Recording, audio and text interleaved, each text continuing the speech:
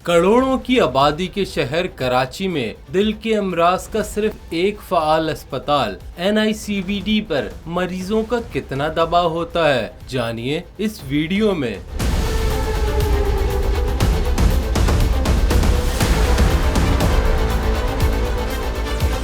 कराची के शहरियों के लिए दिल के अमराज का सिर्फ एक फ़ाल अस्पताल NICVD है, जबकि Karachi institute of heart diseases बल्दिया उज़्मा के तहत सालों से चल रहा है, लेकिन सहूलियात का फुकदान है, जिसके बाइस पूरे शहर कायद से मरीजों का रश NICVD में होता है। रवां साल 1,38,000 से ज्यादा मरीजों ने NICVD से एंजियोग्राफी और बाईपास कराया है। अस्पताल के executive director doctor Tahir Sagheer ने इंकशाफ किया कि रोजाना 1200 से 1500 मरीज NICVD की OPD में आते हैं और 1000 के करीब इमरजेंसीज में आते हैं। Karachi institute of heart diseases अमराज कल्ब का पुराना अस्पताल है, लेकिन यहाँ सहूलियात न होने के बायस मरीजों को NICVD भेज दिया जाता है।